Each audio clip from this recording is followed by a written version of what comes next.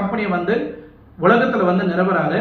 So அவர் ரஷ்யாவிலிருந்து தொடங்கப்பட்ட இந்த company, அந்த ரஷ்யன் கவர்மெண்ட் வந்து நம்ம ஆப்போசிட்டுக்கு வந்து நீங்கள் நிறைய விஷயங்களை வந்து ஒளிபரப்பணும், நிறைய கான்ட்ரவர்சி வந்து நம்ம டெலிகிராம் மூலியமாக வந்து நீங்கள் வெளிப்படுத்தணும் அப்படின்னு வந்து ரஷ்யாவோட கவர்மெண்ட் வந்து இவருக்கு ஒரு ஆர்டர் போடுறாங்க. அவர் அதை மறுத்தது காரணத்தினால் ஸோ நம்ம சிஓ வந்து மறுத்திருக்கிறாரு, இது என்னால் பண்ண முடியாது அப்படின்னு. அதுக்கப்புறம் அவரே டிசைட் பண்ணிட்டாரு, நம்ம எங்கிருந்தா இந்த டெலிகிராம கம்பெனி வந்து நம்ம பெரிய லெவலில் வந்து நம்ம வேர்ல்டு லெவலில் வந்து எடுத்துட்டு போக முடியாது அப்படின்னு. உடனே நம்ம சிஓ என்ன பண்றேன்னா இம்மீடியட்டா தன்னோட நிறுவனத்தை வந்து தன்னோட கம்பெனியை வந்து துபாய்க்கு ஷிஃப்ட் பண்றாரு.